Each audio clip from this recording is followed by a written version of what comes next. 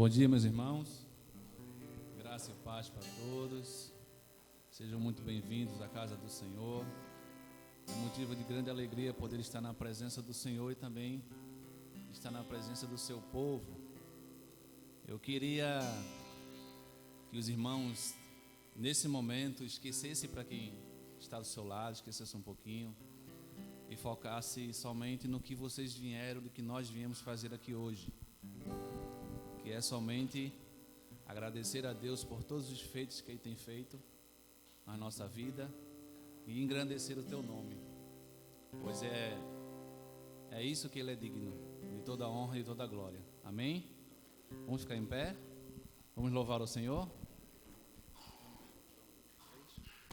Grandes são as Tuas obras, Senhor Todo-Poderoso. As palmas. Justos e verdadeiros são os Teus caminhos. Grandes são as Tuas obras, Senhor Todo-Poderoso. Justos e verdadeiros são os Teus caminhos.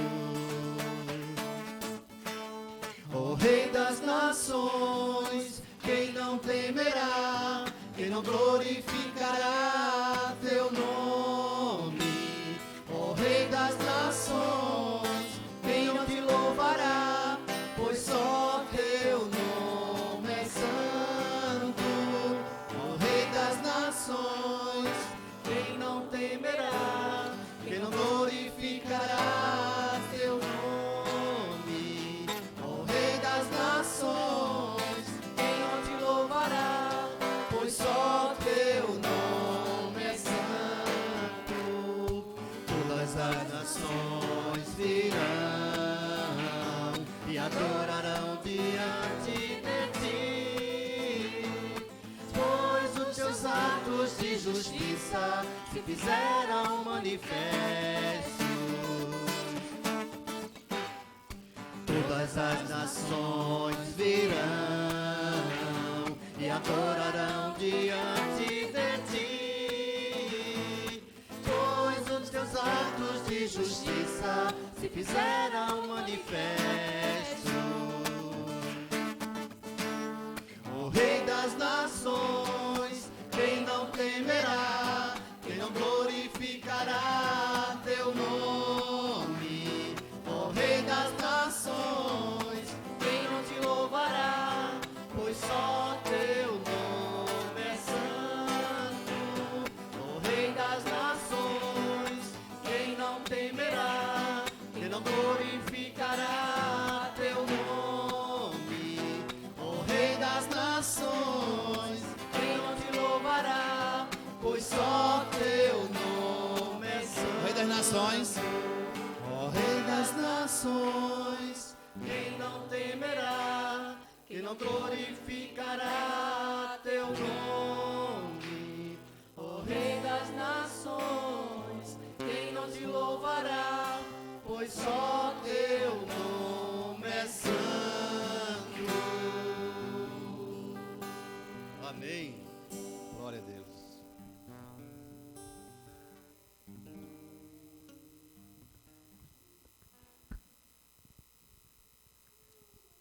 Bom dia, graça e paz da parte do Senhor, meus irmãos.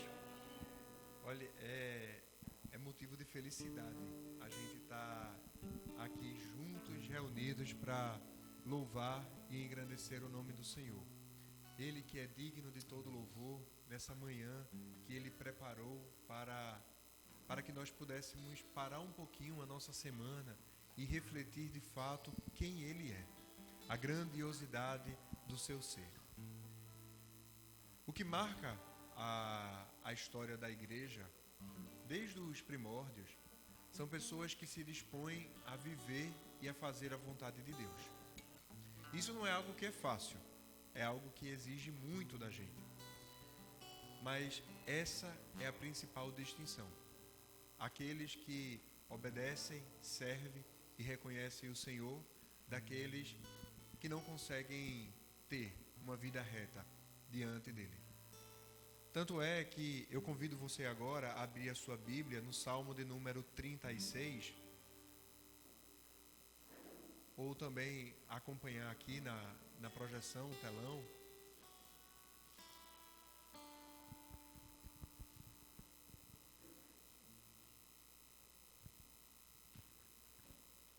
Para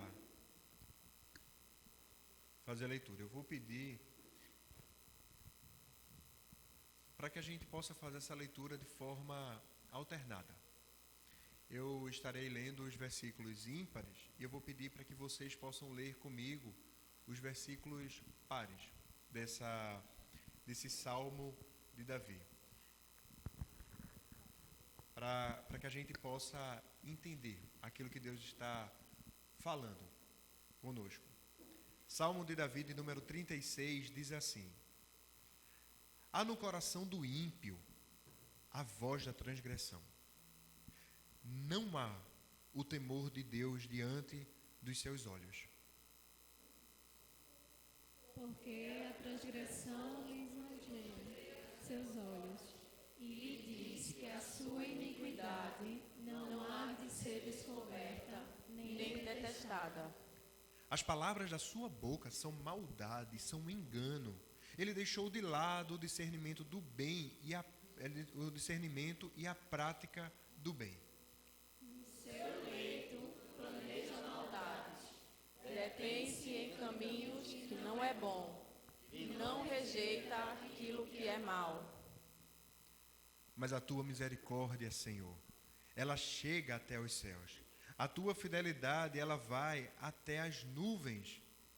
A tua justiça é como as grandes montanhas. Os teus juízos são como um abismo profundo. Tu, Senhor, preservas as pessoas e os animais. Como é preciosa, ó Deus, a tua misericórdia. Por isso os filhos dos homens se acolhem à sombra das tuas asas.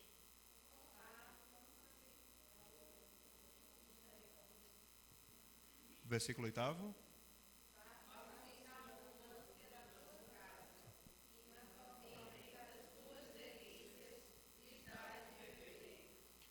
Pois em ti está a fonte da vida. Na tua voz nós vemos a luz. Estende a tua misericórdia aos que te conhecem, e a tua justiça aos retos de coração. Não deixes que os pés dos soberbos me esmaguem, nem que a mão dos ímpios me obrigue a fugir. Para os obreiros da iniquidade, foram derrubados e não conseguem mais se levantar. Ou seja, existe uma clara distinção que o salmista ele fala sobre aqueles que vivem, reconhecem e obedecem a Deus, aqueles que ouvem a voz de Deus e praticam a sua justiça, daqueles que não buscam a Deus. E é por isso que essas pessoas, elas não têm o temor de Deus e a maldade está diante dos seus olhos. Eles acham que as suas iniquidades jamais serão descobertas e nem detestadas. Que o Senhor ele possa nos abençoar, no sentido de mudar a nossa perspectiva de vida, a fim de que enxerguemos a sua fidelidade e que nós possamos descansar de que, de fato, Ele é Deus, Ele é bom e Ele é misericordioso. Amém. Por isso que eu convido você agora a fechar seus olhos, para que nós possamos orar. E pedir a Ele para que a presença dEle possa ser contínua em nosso meio. É por isso, Deus, que nós agradecemos, ó Pai, porque a Tua misericórdia, Senhor, ela é que chega até os céus. Nós agradecemos, Senhor Deus, porque a Tua fidelidade, ela vai até as nuvens, como diz o salmista, e como é bom, Senhor Deus, e agradável estar reunido na presença dos meus irmãos, Senhor Deus, para Te render louvores, para Te render a glória que é devida, ó Pai.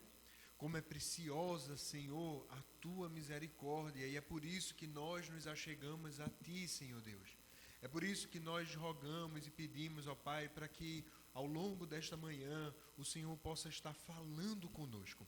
Que nós estejamos aqui, Senhor Deus, prestando culto a Ti, prestando a reverência a Ti, prestando, Senhor Deus, dizendo com os nossos lábios que o Senhor é digno de receber a nossa adoração, do nosso louvor, e que a Tua misericórdia, Senhor Deus, é tão grande que mesmo assim o Senhor ainda fala conosco. O Senhor mesmo assim ainda vem aqui, Senhor Deus, ao nosso encontro e começa a restaurar o nosso coração, a nossa confiança em Ti, Senhor Deus. A perspectiva, Senhor Deus, de saber que o Senhor é um Deus presente, não é um Deus distante. Que o Senhor, ó Deus, é aquele que criou o macro, Senhor Deus, mas observa o micro do meu coração. Te agradecemos, Senhor Deus, porque aonde mais nós iríamos, a quem mais nós clamaríamos, Senhor, senão a Ti, que é o único e verdadeiro Deus. Ó Pai, fala conosco, Senhor Deus. Que o Senhor possa trazer o ânimo, a motivação, Senhor Deus, necessário para que nós estejamos aqui, Senhor Deus, em espírito e em verdade, te cultuando, Senhor. Deus, eu não sei como é que os meus irmãos eles chegaram aqui nesta manhã.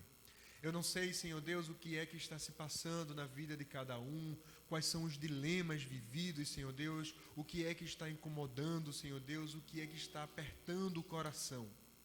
Mas eu sei, ó Pai, que acima de qualquer uma dessas situações há um Deus grande. Um Deus que pela força da sua voz criou todas as coisas. E todas as coisas e todas as pessoas estão submissas ao seu querer e à sua vontade. E é por isso, Senhor, que nós devemos descansar em Ti, sabendo que o Senhor é Deus, o Deus que agiu antigamente, o que vem agindo e que sempre agirá. Mas, Deus, eu também sei que nós precisamos reconhecer os nossos pecados. Nós devemos clamar pela Tua misericórdia, Senhor Deus, quando o arrependimento, Senhor Deus, enxergando a necessidade de nos arrependermos dos caminhos maus, ó Pai. É impossível nos achegarmos a Ti com um coração impuro, com um coração cheio de iniquidades, ó Deus.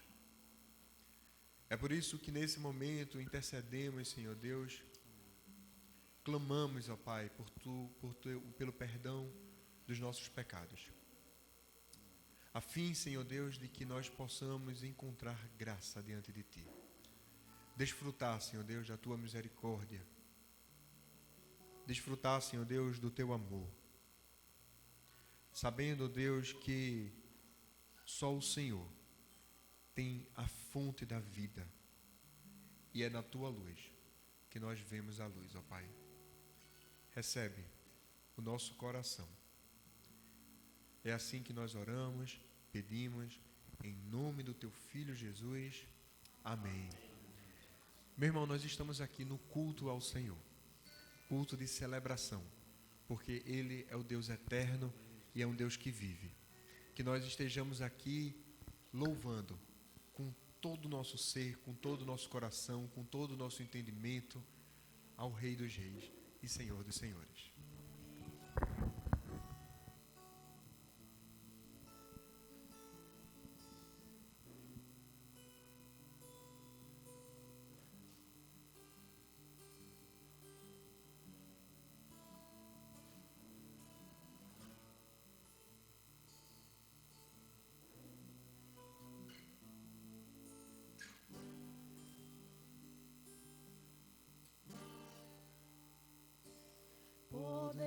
Poderoso, nunca falhará.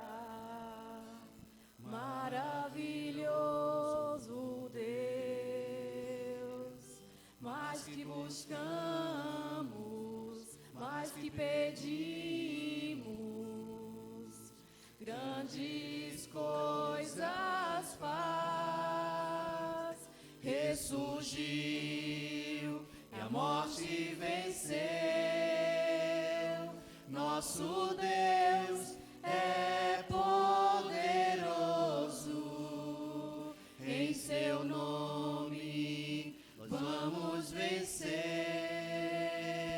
Nosso Deus é poderoso.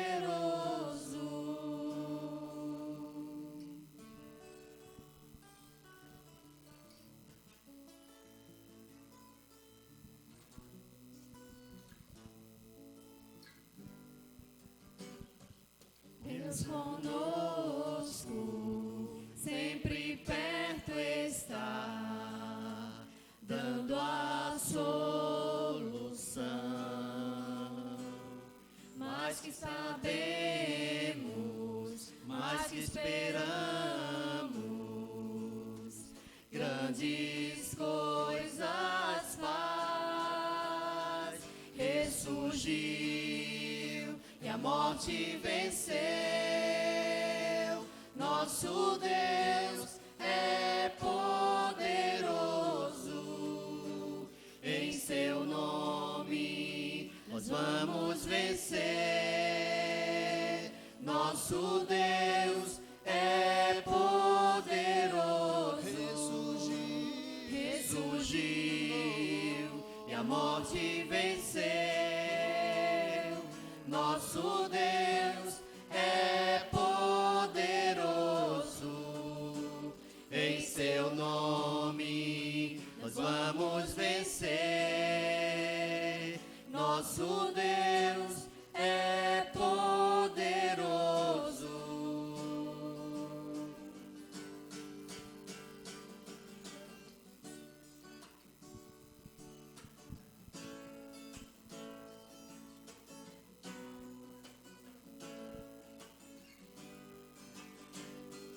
Deus conosco, sempre perto está. Ele nunca falhará, Ele nunca falhará.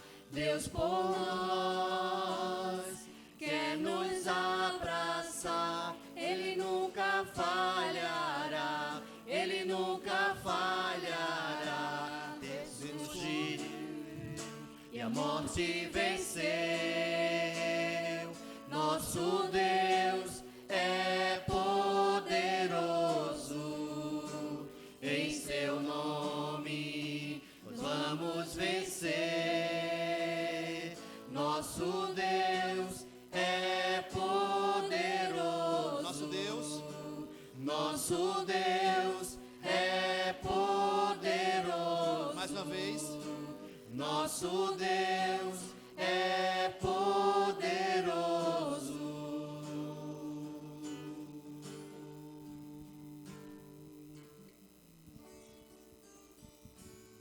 Amém?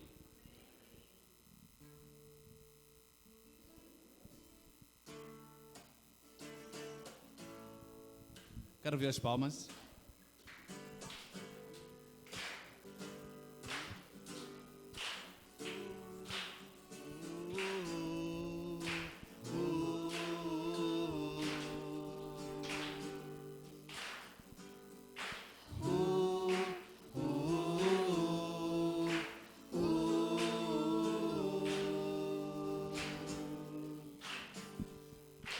Esse é o meu desejo, Senhor, te honrar, com meu coração te adorar.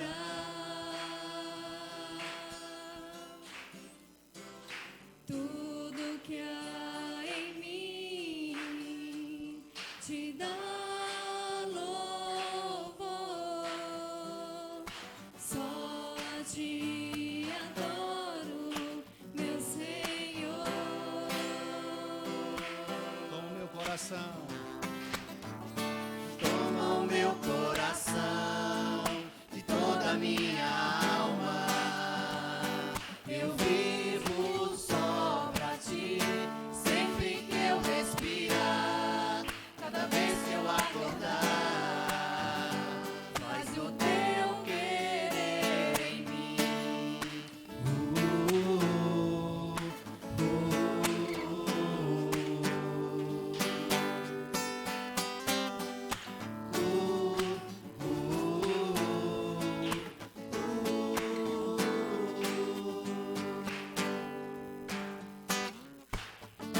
Esse é o meu desejo, Senhor, te honrar, com meu coração te adorar.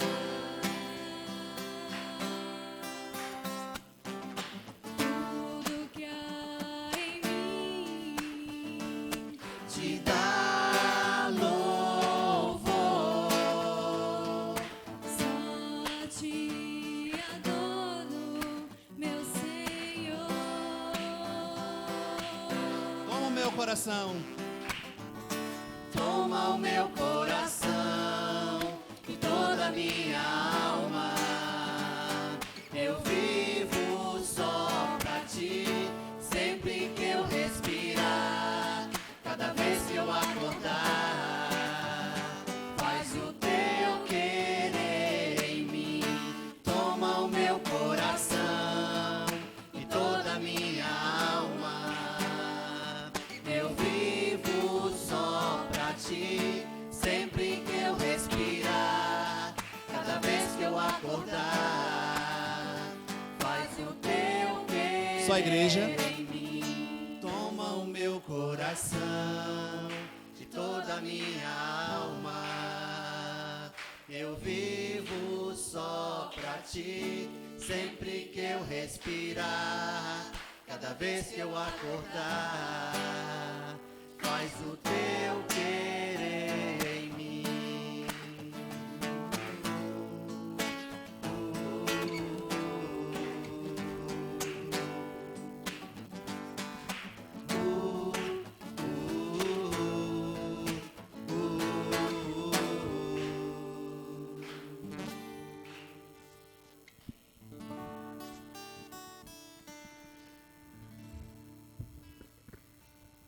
Pode sentar.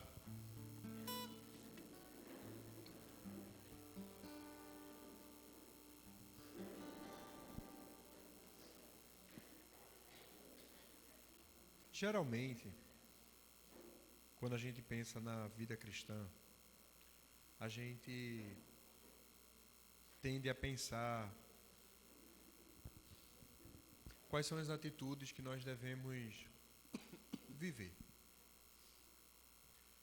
Coisas que cabem, coisas que não cabem, e isso é algo que a gente tem que realmente refletir, tem que estar ponderando sempre. Só que, dentre aquilo que é certo, aquilo que é devido, não existe o que eu vou fazer, ou melhor, eu vou deixar de fazer em detrimento de outra coisa. Porque o que é certo, ele é certo. E a gente tem que buscar viver essa certeza o tempo todo. Tanto é que chegou um momento em que os antigos judeus, os israelitas, eles achavam que para atingir a santidade, por exemplo, para atingir o favor de Deus, se eles fossem dizimistas, isso bastava. Se eles levassem à casa do Senhor aquilo que é necessário, a sua obrigação, isso já era o suficiente para que eles estivessem alcançando o favor de Deus. Só que Jesus, quando olha para essa atitude, Jesus ele tem uma percepção um pouco diferente. Porque Jesus ele não está preocupado apenas com os nossos atos, o nosso comportamento. Ele veio resgatar o nosso coração. Tanto que quando a gente lê em Mateus capítulo 23, apenas um versículo, o versículo 23, ele diz assim, Will, tu pode vir para cá para o pessoal conseguir ler? Ele diz assim: ai de vocês, escribas e fariseus, ai de vocês hipócritas, porque vocês dão dízimo da hortelã, vocês dão dízimo do endro, vocês dão dízimo do cominho, só que vocês desprezam os preceitos mais importantes da lei: a justiça, a misericórdia e a fé. Mas vocês deviam fazer essas coisas sem omitir aquelas. Ou seja, aquilo que nós devemos fazer não existe numa escala de recomendações de Cristo, de que faça primeiro isso, depois você vai fazer aquilo. O que é o certo, a forma certa de se viver, ela tem que ser vivida e ponto. Jesus, ele está dizendo que nós devemos levar à casa do Senhor os nossos dízimos e ofertas, devemos. Mas antes nós devemos ser fiéis a Ele, não apenas com os recursos financeiros, mas naquilo que é a essência da palavra de Deus: a misericórdia, a justiça e a fé. Nós não devemos deixar de fazer uma coisa em detrimento da outra. Nós não devemos deixar de dar o dízimo porque agora eu estou sendo misericordioso, eu estou sendo justo, eu estou vivendo pela fé. Da mesma forma que eu vou abandonar a misericórdia, vou abandonar a justiça, vou abandonar a fé, porque agora eu estou levando o dízimo. Jesus diz: faça uma coisa sem deixar de fazer a outra. Porque o que ele está querendo dizer aqui é que nós devemos ser fiéis ao Senhor em todas as áreas da nossa vida. Tanto com aquilo que está dentro de nós, como aquilo que está fora de nós. Tanto com aquilo que nós sentimos, pensamos, reagimos, desejamos, com aquilo que nós fazemos, com aquilo que as nossas mãos elas conseguem fazer. Nós não devemos negligenciar nenhuma área de nossa vida, porque Cristo, quando ele morre na cruz e ele se entrega em nosso favor, ele está fazendo não apenas para a salvação após a morte, porque isso parece uma coisa distante. Ele morreu para a nossa vida agora, porque ele disse que nós somos novas criaturas já. E como novas criaturas, nós devemos viver essa novidade de vida. É por isso que esse momento de dízimos e oferta nós fazemos aqui com alegria. Nesse momento de dízimos e oferta nós fazemos aqui porque nós entendemos que nós estamos vivendo aquilo que o Senhor quer que estejamos vivendo. Os membros da nossa igreja fazem isso com alegria, porque sabem que o Senhor tem sido bondoso e misericordioso. Aos visitantes que queiram participar desse momento, que também possam fazer com alegria. A gente tem, aqui fora tem os envelopes, aqui a gente tem o gasofilaço para quem quiser participar. Tem aqui também os meios eletrônicos, o Pix, o PicPay, que nós possamos viver uma vida de fidelidade. E não apenas com relação a dízimos e ofertas, mas todas as áreas da nossa vida. Que o Senhor possa nos abençoar ao longo dessa manhã.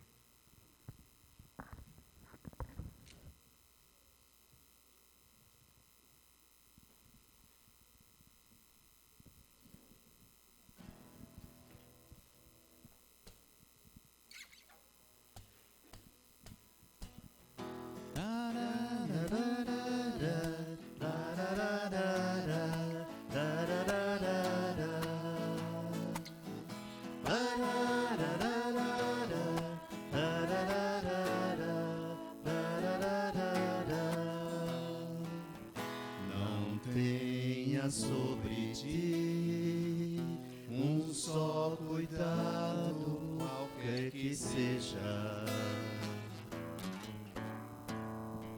pois somente seria muito para ti. É meu, somente meu, todo o trabalho, e o teu trabalho é descansar em mim. É meu, somente meu, todo o trabalho, e o teu trabalho é descansar em mim.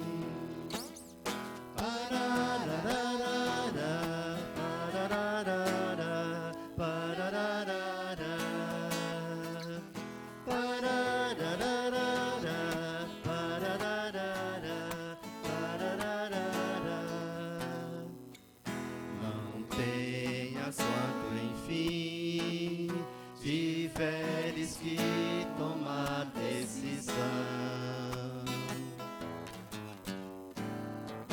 Entrega tudo a mim, confia de todo o coração.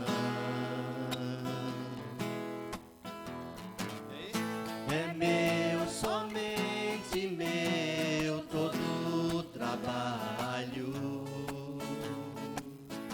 e o teu trabalho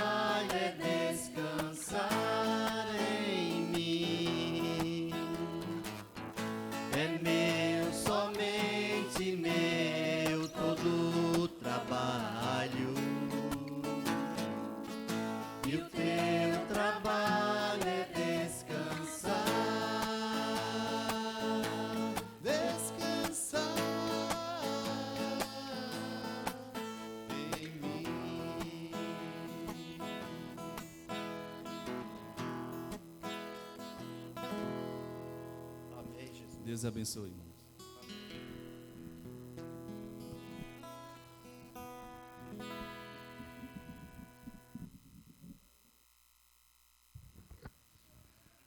Alguns avisos antes de orarmos pelas nossas crianças. No próximo dia 24, que é uma quinta-feira, nós teremos aqui na igreja o nosso jantar de ação de graças. É um momento em que nós paramos, reconhecemos que o Senhor tem sido bondoso demais para conosco. Então, quinta-feira, que é o Dia Mundial de Ação de Graças, nós estaremos aqui como igreja jantando e também cultuando ao Senhor. A gente está conseguimos um preço excelente para que todos possam participar.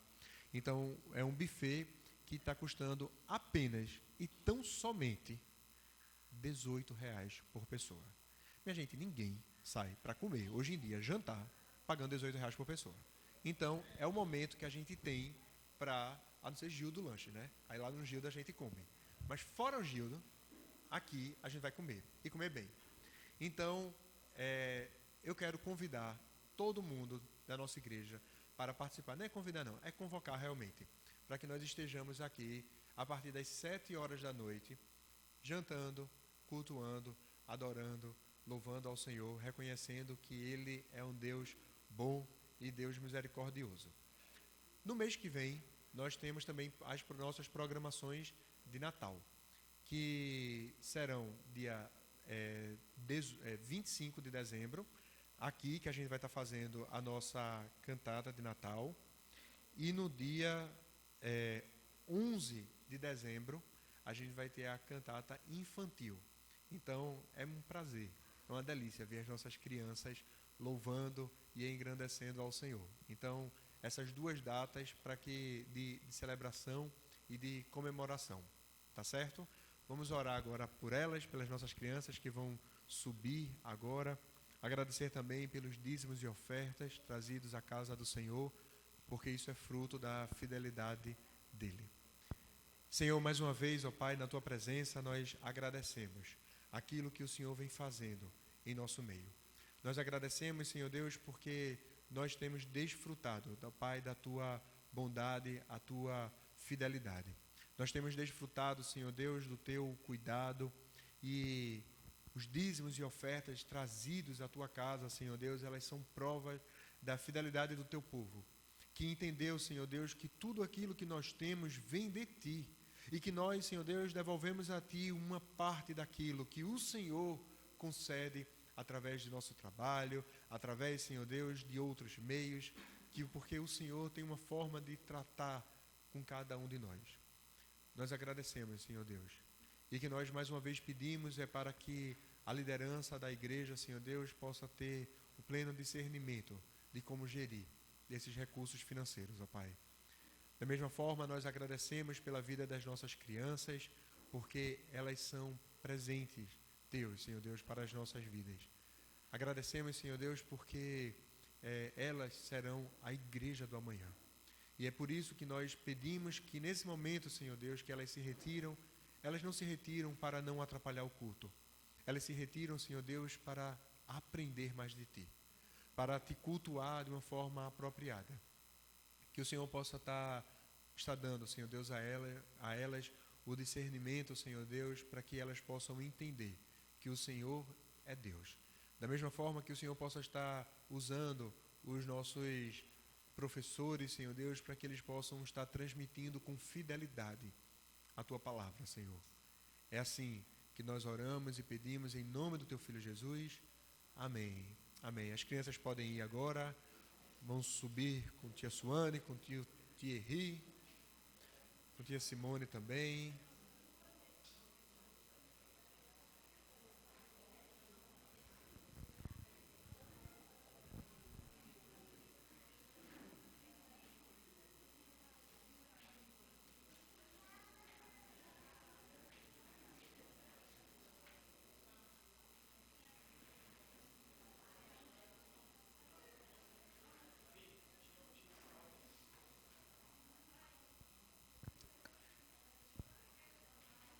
E a gente tem o prazer agora de continuar aqui aprendendo mais do Senhor.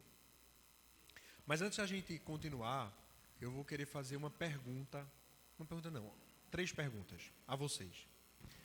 Mas eu queria que vocês respondessem essa pergunta, ao ouvir essa pergunta, vocês respondessem na mente, né? Não é para falar. Não ficassem apenas ouvindo, mas que pudessem realmente refletir nisso que eu vou perguntar. A primeira pergunta é: o que é que você precisa para ser feliz? A segunda pergunta é: o que é que você precisa para a sua vida ter significado? E a terceira pergunta é: o que é que você faria ou está disposto a fazer para trazer felicidade? Então, o que é que você precisa para você ser feliz? O que é que você precisa para que a sua vida ela tenha sentido, significado? E o que é que você está disposto a fazer para trazer felicidade? Eu acho que todo mundo aqui conhece o filósofo Mário Sérgio Cortella. E ele disse, certa vez, falando sobre o sentido da vida, a seguinte frase: o sentido da vida seria mais ou menos encontrar a si mesmo naquilo que se faz e conseguir se reconhecer ou conhecer-se de novo nisso. Eu vou repetir. Para ele, o sentido da vida é encontrar-se a si mesmo naquilo que você faz e conseguir se reconhecer ou conhecer-se de novo nisso. Então, se ele fala sobre o sentido da vida, é porque talvez tenham muitas pessoas que estejam em busca de entender qual é o sentido da sua vida. E para essas pessoas que ainda procuram entender, talvez o sentido da vida, o propósito, seja algo distante. E, como consequência, pode gerar no coração dessa pessoa sentimento de vazio, sentimento de insatisfação, sentimento de infelicidade, um sentimento de... Sabe aquela impressão de que você está perdido? Tanto é que, lá atrás, em 1999, a revista Veja, ela publicou uma pesquisa americana que era uma pergunta. Que a pergunta era a seguinte: se você estivesse diante de Deus e pudesse fazer uma única pergunta a Ele, que pergunta você faria? E para 46% das pessoas, ou seja, quase metade dos entrevistados, eles perguntariam qual o propósito da vida. E aí, eu vou trazer um spoilerzinho sobre o sentido da vida. Está lá em Efésios, capítulo 2, versículo 10, que diz assim: pois nós, todos nós somos feitura dele, criados em Cristo Jesus para boas obras, as quais Deus de antemão preparou para que andássemos nelas. Se você não entendeu, eu vou dizer o seguinte: existem vários versículos na Bíblia que falam sobre o sentido, o propósito da vida. E esse daqui, da carta aos Efésios, ele está dizendo que todos nós, todas as pessoas do mundo, elas foram criadas por Deus. Todas as pessoas foram criadas à imagem e semelhança de Deus. Todos nós recebemos a nossa vida por meio dele. Deus nos criou para a sua glória. E para aquelas pessoas que enxergam, que entendem, que veem o Senhor Jesus como seu Senhor, Salvador, o sentido da vida é fazer as boas obras a qual Deus preparou para nós. Ou seja, se Deus não estiver no centro da nossa vida, a nossa vida, ela perde todo o sentido. E o grande problema do homem, ao tentar descobrir o sentido da vida, é justamente olhar para dentro de si, ou então olhar para outro homem, ao invés de estar olhando para o Criador. A gente se volta para a criatura. Em termos práticos, o sentido da vida é obedecer a Deus. E nós temos a missão de aprender a viver de acordo com a vontade de Deus, amando Deus acima de tudo. Tanto é que Jesus, ele fala sobre isso, um texto que está lá em Mateus, capítulo 22, versículo 37 e 38. Diz assim: Jesus, Deus, ele responde ao que foi perguntado. Ele diz: ame o Senhor seu Deus de todo o seu coração, de toda a sua alma, de todo o seu entendimento. Porque este é o grande mandamento que Deus nos deixou. E talvez você já tenha lido esse texto milhões de vezes. Mas eu queria que você lesse esse texto com olhos de quem está lendo pela primeira vez. Porque Jesus, quando ele está falando isso, ele está dizendo que Jesus está requerendo nada mais, nada menos do que o nosso amor, a nossa adoração, de forma exclusiva para Deus. Você entende isso? Deus está requerendo o seu amor de forma exclusiva para Ele. Porque você adora aquilo que você ama.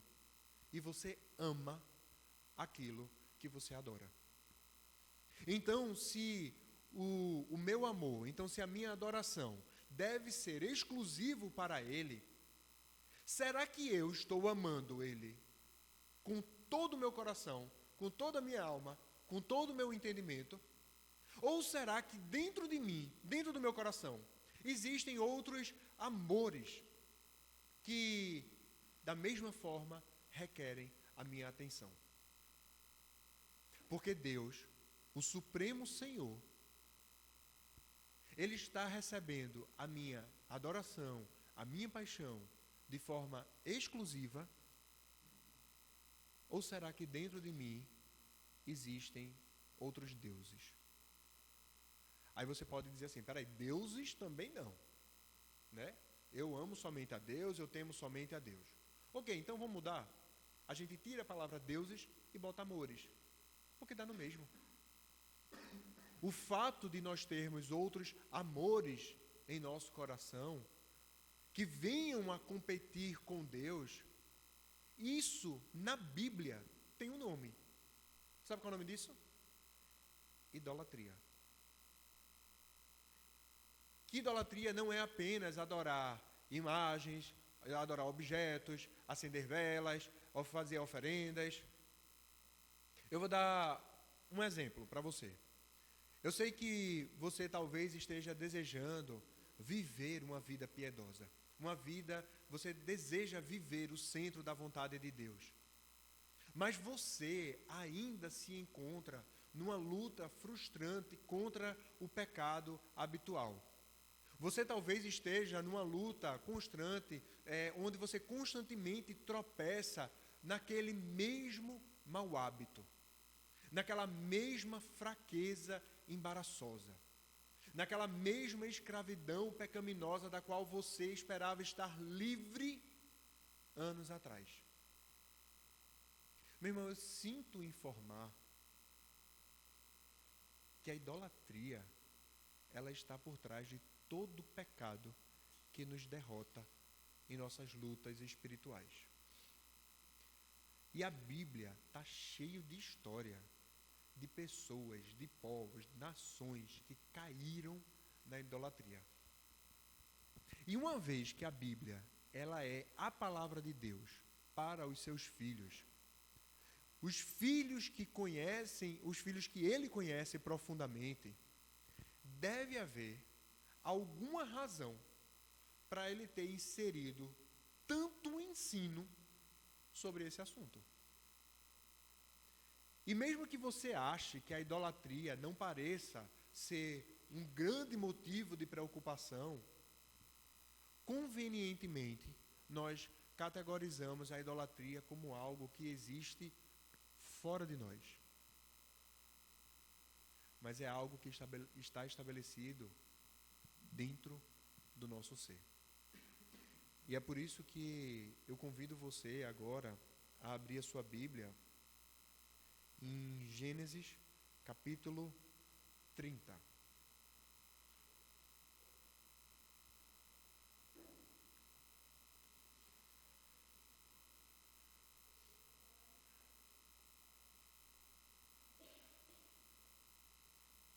E Deus disse: haja luz.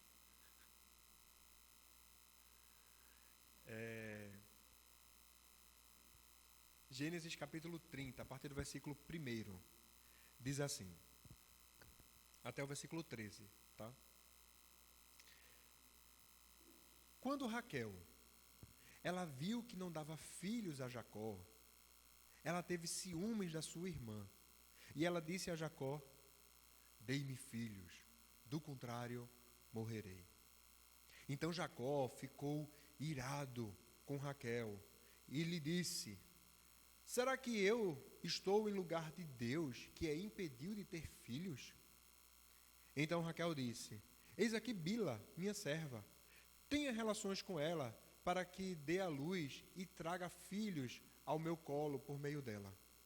E assim Raquel lhe deu Bila, sua serva, por mulher, e Jacó teve relações com ela. Bila ficou grávida e deu à luz a um filho a Jacó. Então Raquel disse: Deus me fez justiça, ouviu a minha voz e me deu um filho, por isso chamou de Dan. Outra vez Bila, serva de Raquel, ficou grávida e deu luz ao segundo filho de Jacó. E Raquel disse: com grandes lutas tenho competido com minha irmã e consegui vencer. Por isso deu o nome de Naphtali. Quando Lia viu que ela mesma tinha cessado de ter filhos, tomou a sua serva Zilpa e deu a Jacó por mulher. Zilpa, serva de Lia, deu a Jacó um filho, e Lia disse: afortunada. Então deu o nome de Gade. Depois de Zilpa, serva de Lia, deu o segundo filho a Jacó. Então Lia disse: é a minha felicidade, porque as mulheres dirão que sou feliz. E lhe deu o nome de Asser. Até aqui. Vamos orar? Deus, mais uma vez na tua presença, ó Pai, nós pedimos pleno discernimento daquilo que o Senhor quer tratar conosco.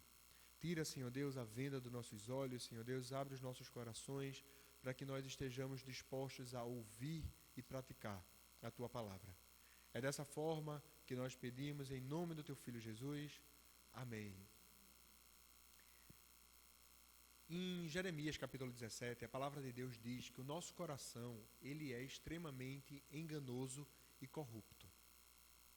João Calvino, teólogo da qual nós bebemos muito dos ensinamentos, disse que o coração do homem é uma fábrica de ídolos. Por isso nós devemos fugir de nós mesmos. Martinho Lutero, que foi o pai da Revolução Protestante, ele dizia assim: meu pior inimigo está dentro de mim, é o meu coração. Até mesmo Charles Spurgeon, o teólogo agora, que é chamado de príncipe dos pregadores em inglês, ele disse assim: se eu sair da terra e deixar o mundo e o diabo, e eu for para a lua, ainda assim eu mesmo serei o meu pior inimigo. Ai de nós, nosso coração é o nosso maior inimigo. Então, quando a gente se depara com a história bíblica, lá de Gênesis 3, quando houve a queda, o pecado do homem, a gente observa que o homem, naquele contexto, ele não trocou Deus pela serpente. Notem que a serpente, ela não reivindicou para si a adoração.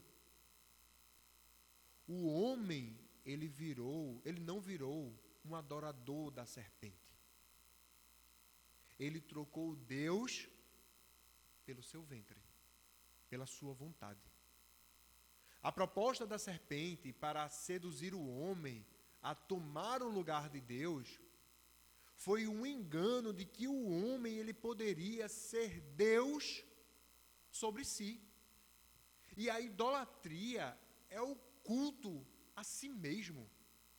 A idolatria é um culto às suas vontades.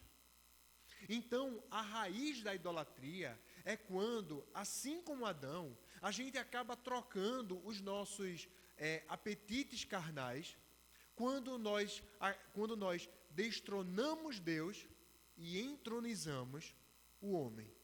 Quando nós entronizamos a nossa vontade. E Deus olha, e o primeiro dos 10 mandamentos é que não terás outros deuses diante de mim. Nessa perspectiva, a gente entra nessa história de Raquel. E Raquel, ela era a filha mais nova de Labão, que era irmão de Rebeca, a mãe de Jacó, com quem ela se casou. Ou seja, eles eram primos. E Jacó amou Raquel desde a primeira vez. Botou os olhos nela e o coração acelerou. Tanto é que ele fez um acordo com Labão. Para casar com Raquel, eu vou trabalhar 7 anos para você. E ao final de 7 anos, depois da cerimônia de casamento, quando ele vê, ele tinha se casado com Lia, a irmã mais velha de Raquel. E Labão alegou que isso era o costume da época, o que era uma mentira. Então, para que ele pudesse, de fato, casar com Raquel, ele trabalhou mais 7 anos para o seu sogro. Só que em dado momento da história, Jacó e Labão, eles começaram a se estranhar. E aí Jacó, ele resolveu fugir. E ele levou a sua família, levou o seu rebanho, levou os seus bens. E nisso a gente encontra Gênesis no capítulo 31, o versículo de número 17, que diz assim: Então Jacó se levantou e, fazendo montar seus filhos e suas mulheres em camelos, levou todo o seu gado e todos os seus bens que chegou a possuir, o gado de sua propriedade que havia acumulado em Padã Arã, para ir a Isaque, seu pai, à terra de Canaã. Enquanto Labão tinha ido fazer a tosquia das ovelhas, Raquel roubou os ídolos do lar que pertenciam a seu pai. E Jacó enganou Labão, o arameu, não revelando que tinha planos de fugir. Então, aqui nesse texto, a primeira coisa que a gente consegue ver é que Raquel era uma pessoa idólatra, porque ela adorava outros deuses quando ela roubou os ídolos do lar do seu pai, Labão. E Gênesis capítulo 31, aqui, é a primeira vez que aparece na Bíblia a menção acerca de ídolos. Raquel, ela levou consigo os seus objetos, ela enganou o seu marido, ela pôs em risco a vida da sua família, e mais adiante na história, Labão, o pai, ele consegue alcançá-los. E quando ele pergunta a Raquel se ela havia roubado os ídolos, ela mente mais uma vez e engana, dizendo que não. Só que aqui é necessário a gente fazer um esclarecimento. A arqueologia moderna, ela descobriu que existia um costume no Antigo Oriente de que as pessoas, elas possuíam estátuas chamadas de ídolos do lar. Que em hebraico, esses ídolos do lar eram chamados de terafins. E esses ídolos, essas imagens, elas se assemelhavam à figura do patriarca. Ou seja, a pessoa que fosse portadora daqueles ídolos, daquelas imagens, ela seria a herdeira de toda a herança. Raquel, ela se utilizou de má fé, de uma malandragem, para possuir a herança do seu pai quando ele morrer, e ela apresentar aqueles ídolos e justificar que era a herdeira, a proprietária agora daquelas posses. É por isso que Labão, ele saiu correndo, desesperado, atrás de Raquel, para saber onde estavam os ídolos do lar.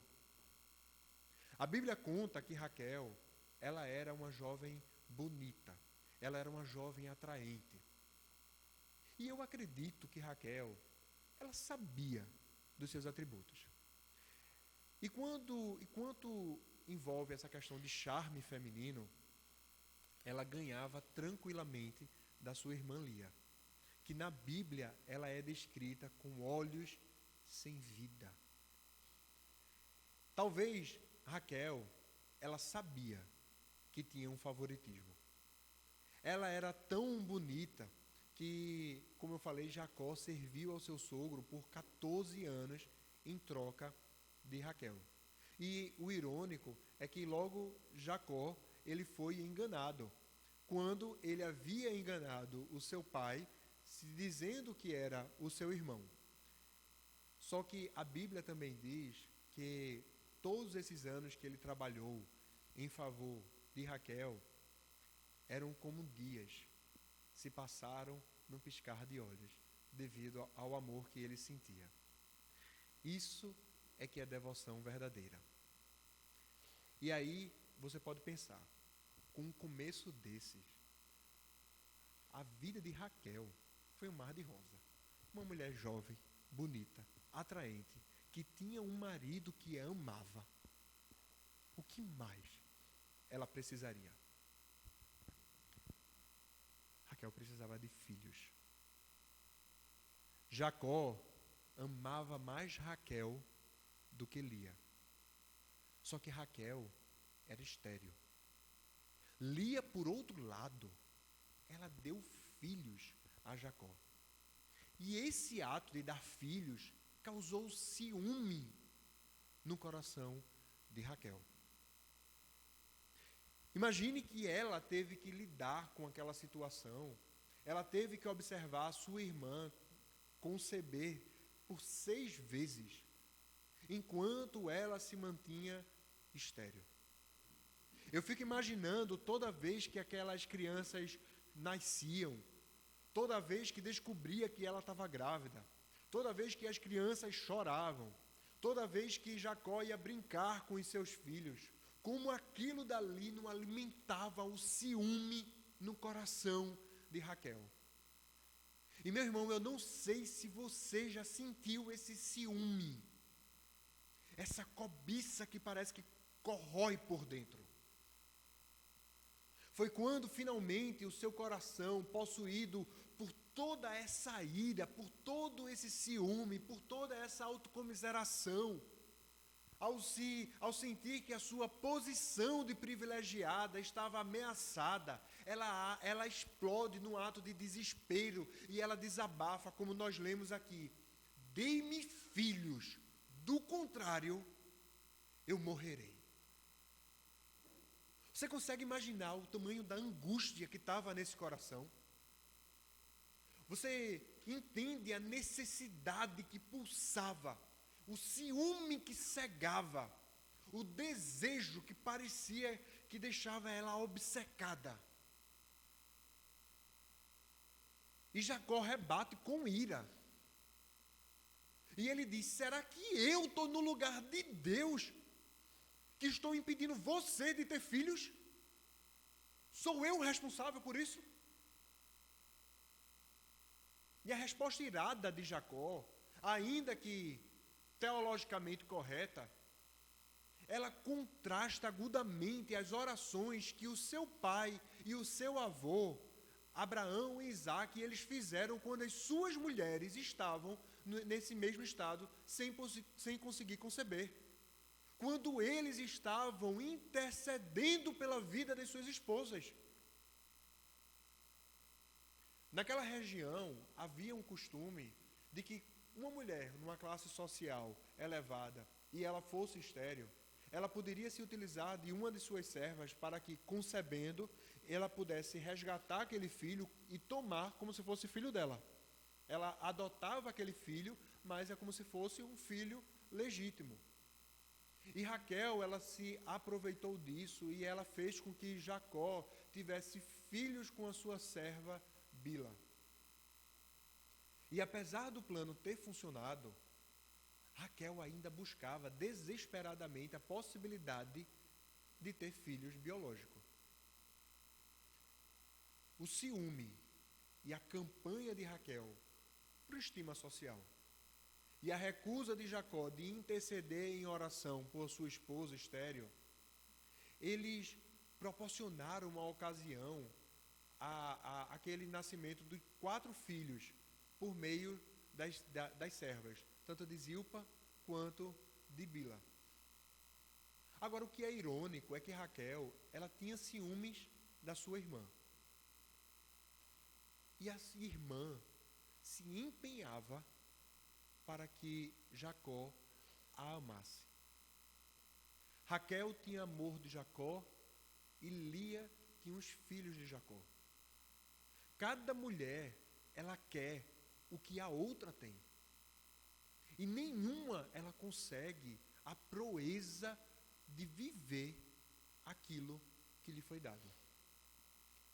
O desejo de Raquel por ter filhos, ele era tão forte que havia distorcido a sua forma de pensar. Ainda que ela fosse amada por seu esposo, ela não considerava a vida digna sem ter filhos.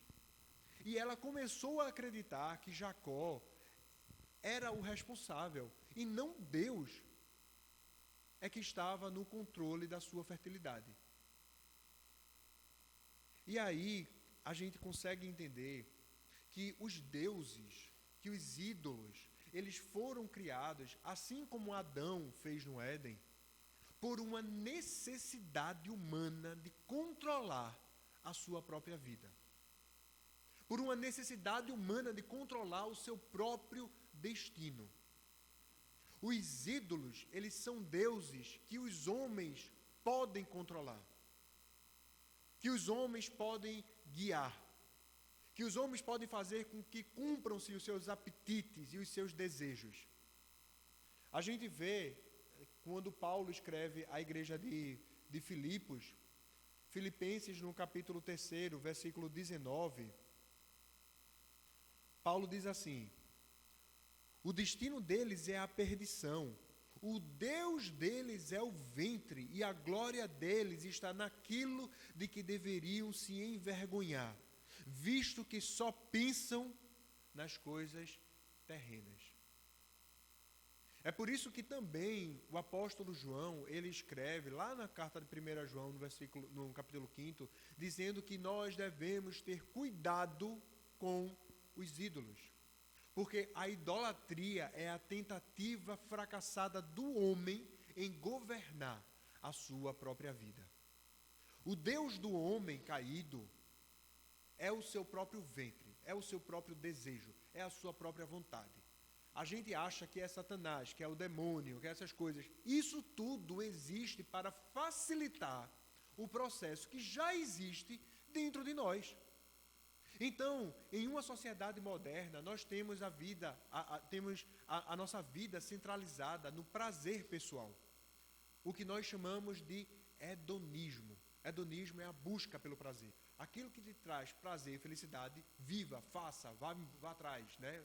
Independente do que seja. A idolatria, ela é hedonista. Ou seja, ela é o culto a um ídolo que quer nos proporcionar o prazer que nós achamos que é o necessário para a nossa vida. Por isso que Paulo, ele também fala na carta aos Romanos, dizendo que nós devemos apresentar o culto racional a Deus, quando nós nos oferecemos em sacrifício vivo, santo e agradável diante da sua presença.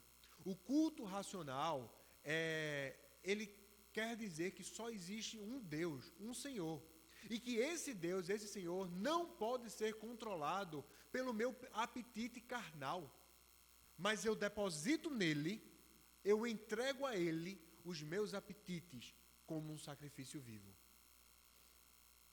E meu irmão, Deus é gracioso demais, porque de forma graciosa, ele age no tempo certo. E ele proporcionou um filho a Raquel. E apesar de temporariamente sentir-se repleta de alegria, porque finalmente ela conseguiu conceber, conseguiu dar à luz a um filho, no seu coração não existia contentamento. O seu coração foi revelado através, aqui, Gênesis capítulo 30, esse capítulo que nós lemos. Só que agora o versículo 24. Eu só vou ler o 23, que diz assim: ela engravidou e deu à luz a um filho. E então disse: Deus tirou de mim o meu vexame. Aí você acha que já está satisfeita, que ela está contente. Mas aí chega o versículo 24. O que é que diz? E deu o nome de José, dizendo que o Senhor ainda me deu outro. Não estou satisfeita. O nome José significa dar mais, acrescentar outro. Raquel, ela não estava satisfeita com a bênção que Deus lhe havia dado por meio de José. Ela queria mais.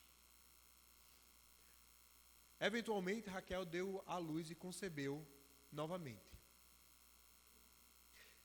E enquanto ela morria durante o parto, ela deu à luz a um filho e o chamou de Benoni, que significa filho da minha tristeza.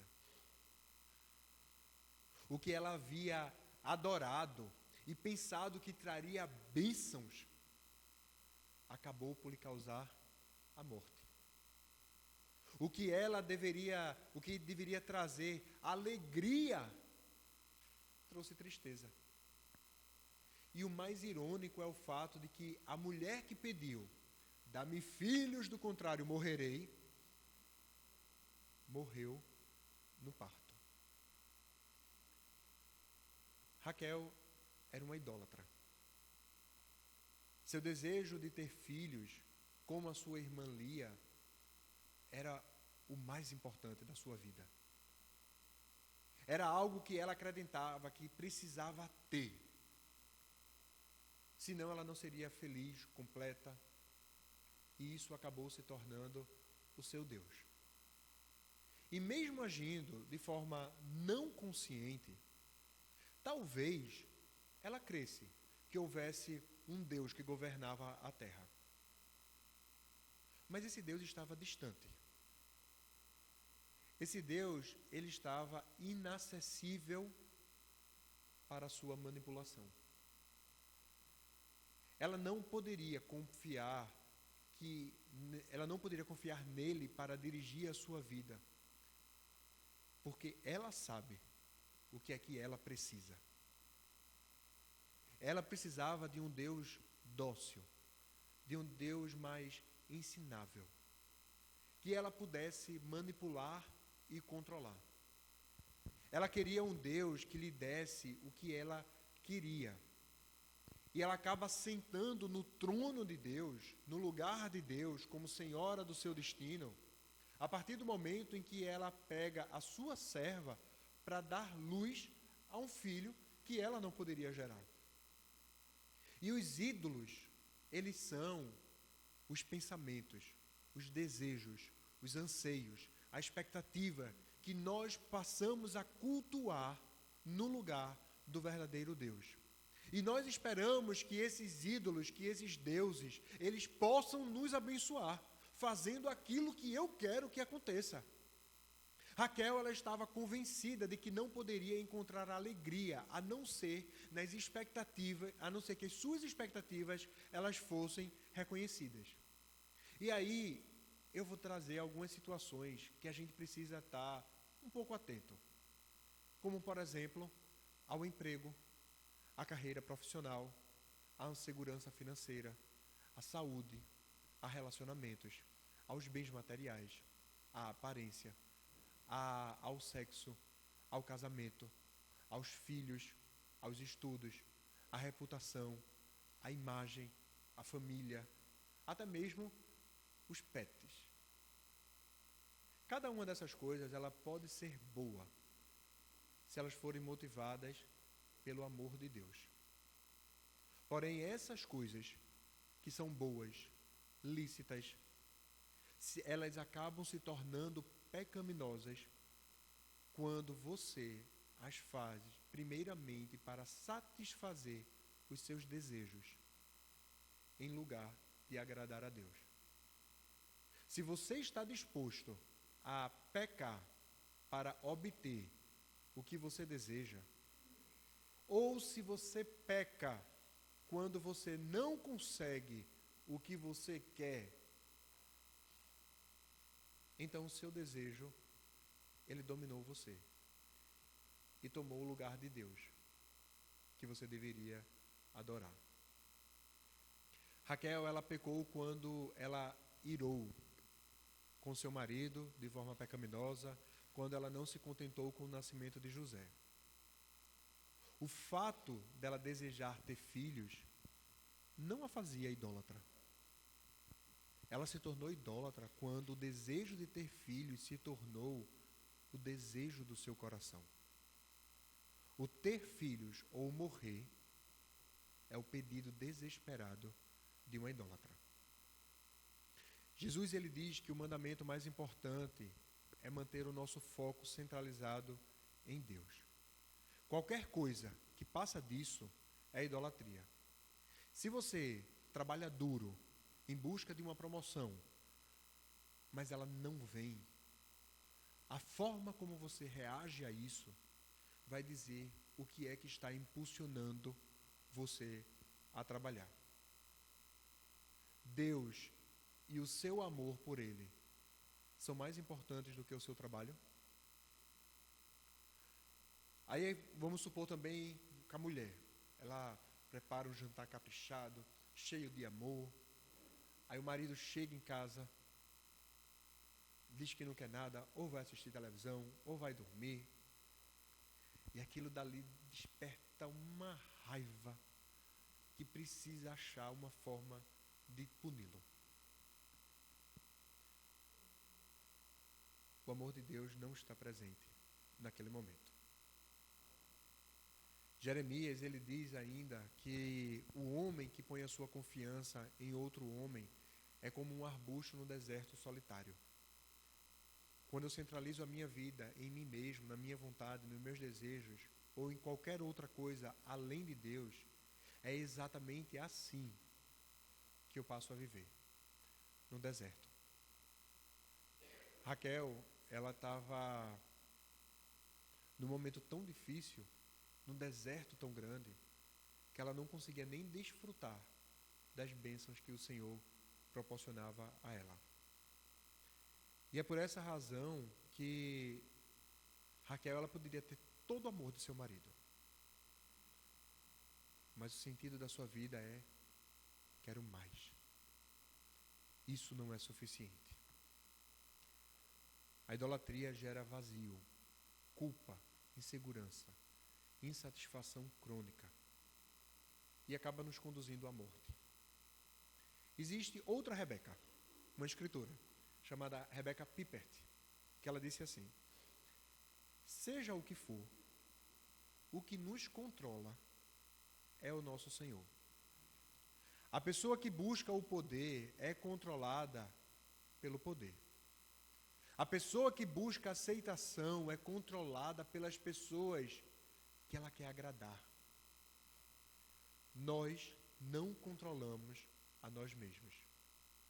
Nós somos controlados pelo Senhor de nossas vidas. Meu irmão, o que é que tem controlado você? Qual o Senhor que tem controlado a sua vida? É por isso que eu comecei perguntando a você: o que é preciso para você ser feliz?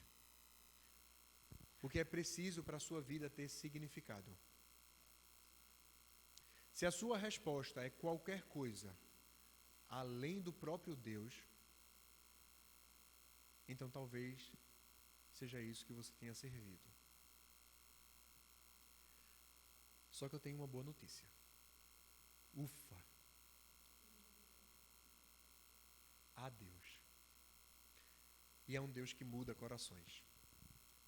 O Senhor, Ele se comprometeu com o nosso crescimento.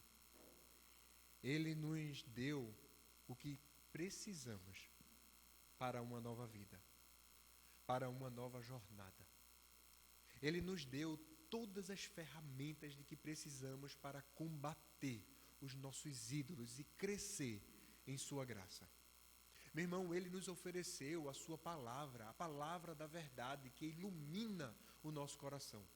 Ele nos concedeu o seu Espírito Santo que habita em nós e nos guia à verdade, a verdade que liberta.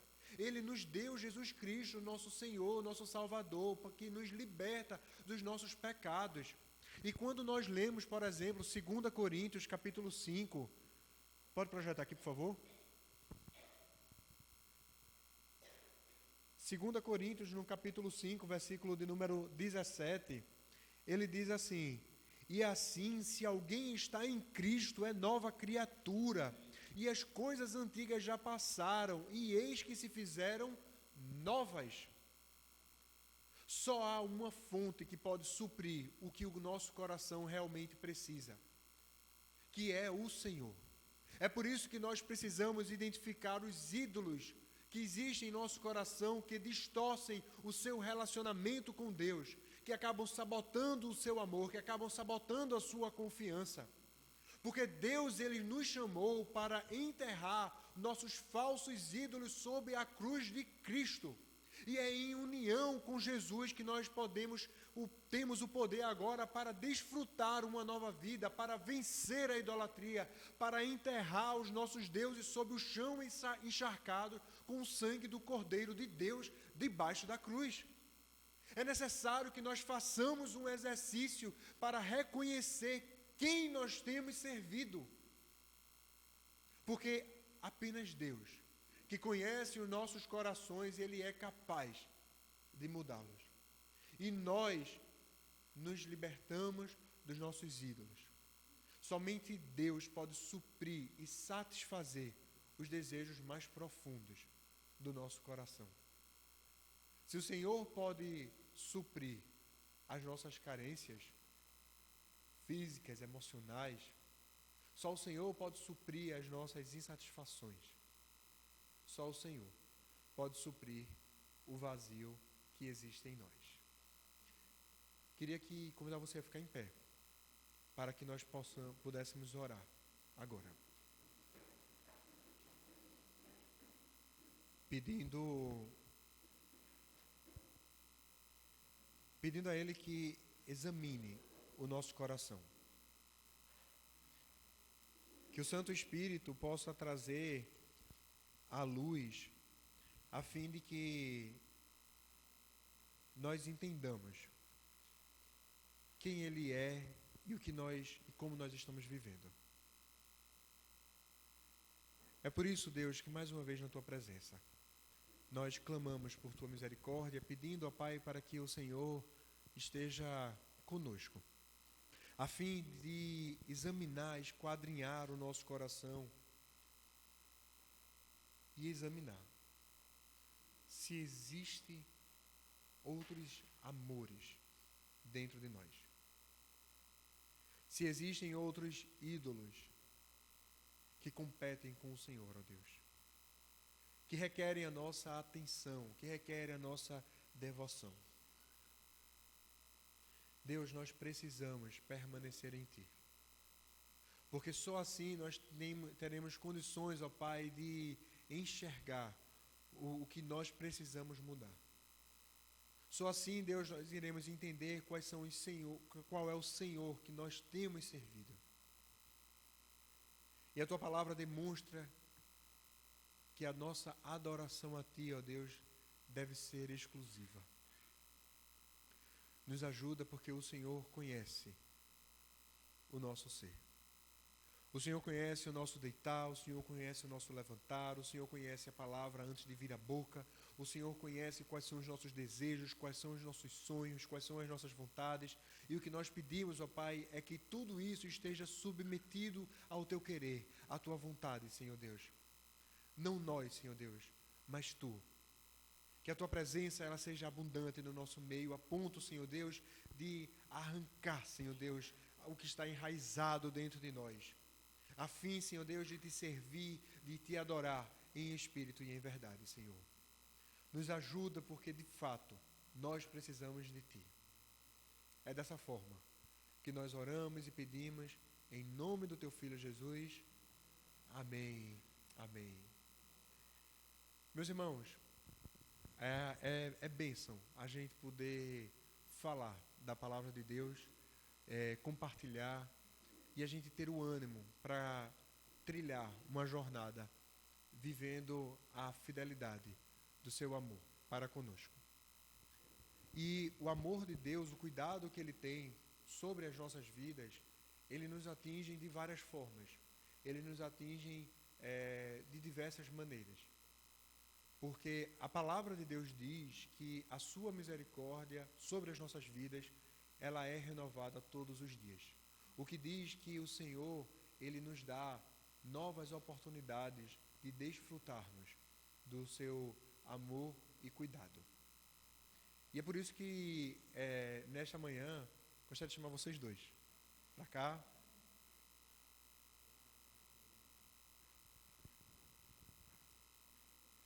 E eu vou pedir para que também chamem lá em cima tanto Davi quanto Clarinha. João está aqui. Ricardo e Rafaela, que sexta-feira, oficializaram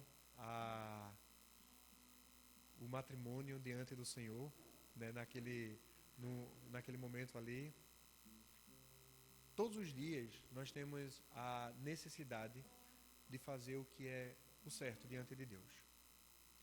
E não é aquela desculpa que a gente muitas vezes coloca de que, mas o Senhor conhece o nosso coração. O Senhor sabe as minhas intenções. Como a gente leu aqui, o nosso coração é enganoso e corrupto, então a gente não pode cair nessa armadilha. Nós devemos fazer o que é o certo, sempre. A palavra dele diz, lá em João, capítulo 15, no versículo de número 4, dizendo assim: permaneçam em mim e eu permanecerei em vocês. A partir do momento que nós buscamos, vivemos, permanecemos no Senhor, Ele está permanecendo em nós. E nesse passo que vocês deram, de fazer o que é o certo diante de Deus, é um ato de mostrar justamente esse cuidado, essa fidelidade, de buscar viver a presença do Senhor. E a gente se alegra muito como igreja, como um corpo, de poder testemunhar esse momento, de se alegrar sabendo que o Senhor é aquele que vai estar, de fato, cuidando da jornada de vocês, desde que vocês permaneçam nele. Casamento, ele não é algo fácil. Só que a intensidade da dificuldade é o quanto nós confiamos no Senhor. Porque quando a gente deposita em nós os nossos desejos e vontades, aí a gente vai estar encontrando uma aridez muito grande. Mas quando a gente confia, busca que o Senhor, Ele está regendo e que eu tenho que fazer antes de tudo é agradá-lo, para que só assim eu tenha condições de agradar ao outro, eu vou entender, de fato, a missão que Ele colocou no nosso coração. Casamento é uma dramatização de Cristo com a igreja. E Ele coloca de forma prática para que através dos nossos relacionamentos todo mundo esteja assistindo o relacionamento que Cristo tem com a igreja. O relacionamento em que Cristo ele se entrega como sacrifício vivo em favor da igreja, a fim de apresentá-la diante de Deus sem qualquer tipo de mancha, mas santa e pura. E de uma igreja que se submete ao próprio Cristo por entender que Ele, sendo a liderança, o que Ele faz é por amor a ela. Não é fácil no nosso dia a dia. Mas se fosse impossível, Deus não teria deixado para que nós estivéssemos vivendo. Isso só vai depender da forma como nós estamos permanecendo nele. E que Deus ele possa estar abençoando o casamento de vocês, a vida de vocês, e abençoando também a família, os meninos. Venham para cá também para a gente estar orando com vocês.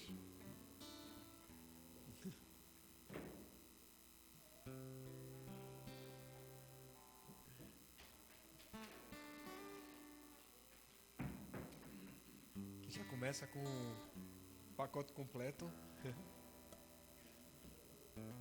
Que Deus possa estar abençoando vocês. E a gente vai estar orando pela vida de vocês, para que Deus ele possa estar regendo, de fato, todos os dias de suas vidas.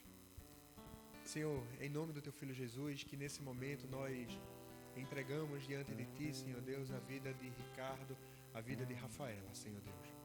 De forma individual, Senhor Deus, para que eles possam, Senhor Deus, trilhar e permanecer, Senhor Deus, em Ti. Para que eles possam, Senhor Deus, de forma individual, entender que o Senhor é o Senhor de suas vidas.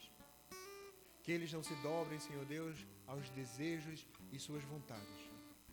Mas que eles possam, Senhor Deus, ter o único desejo de Te adorar em espírito e em verdade. Para que só assim, Senhor Deus, eles juntos, enquanto casal, Senhor Deus, eles possam, sim, viver e desfrutar do Teu cuidado, Pai. Que o relacionamento deles, Senhor Deus, a partir de então, ele possa servir, Senhor Deus, de testemunho, Senhor Deus, para um mundo que jaz no maligno. Que o relacionamento deles, Senhor Deus, a partir de então, possa servir para mostrar de um Deus que proporciona renovos, recomeços. Desde quando nós buscamos viver a fidelidade diante do Senhor. Desde quando nós buscamos viver o amor do Senhor como a prioridade em nossas vidas, entregando a Ele, Senhor Deus, todos os dias os nossos caminhos. Da mesma forma, Senhor Deus, nós pedimos pela vida de João, Davi, Clarinha, Senhor Deus, que o Senhor possa ser com eles também. Que o Senhor possa estar abençoando os seus dias, as suas jornadas, que eles reconheçam, Senhor Deus, primeiramente que o Senhor é Deus. E que eles possam enxergar, Senhor Deus, neste lar, nesta casa, Senhor Deus, ali, que a Tua presença, ó Pai, se faz presente. Que a nossa igreja, Senhor Deus, possa ser o suporte necessário, que nós estejamos aqui, Senhor Deus, prontos, com o coração abertos e dispostos a ajudá-los, e que nós também estejamos testemunhando o Teu agir, Deus. É dessa forma que nós oramos e entregamos esse momento em nome do Teu Filho Jesus. Amém, amém, amém. Eu quero saber se vai ter um beijinho.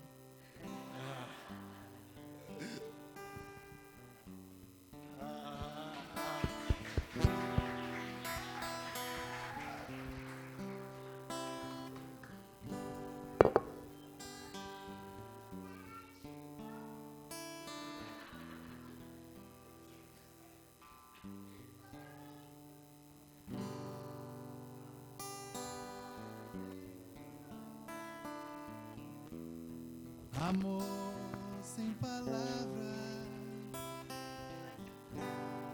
que chega sem medo, que não se acaba. Deus abençoe todo esse amor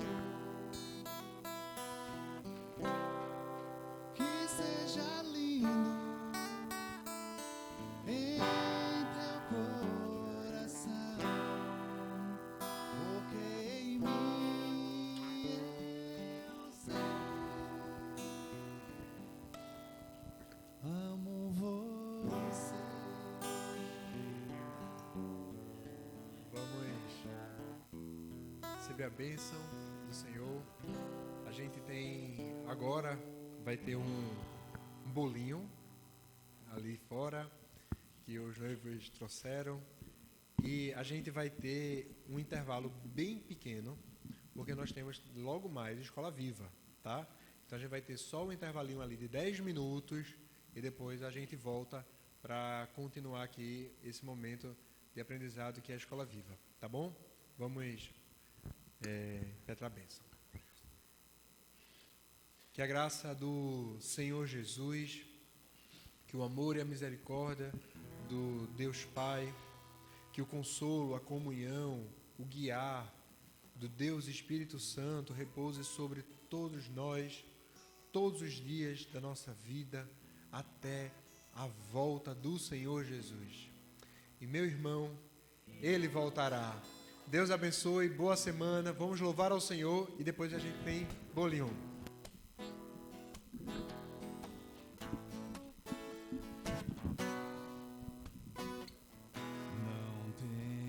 Sobre ti um só cuidado, qualquer que seja, pois somente seria muito para ti. É meu, somente meu, todo o trabalho. E o teu trabalho é descansar em mim. É meu, somente meu, todo o trabalho. E o teu trabalho é descansar em mim.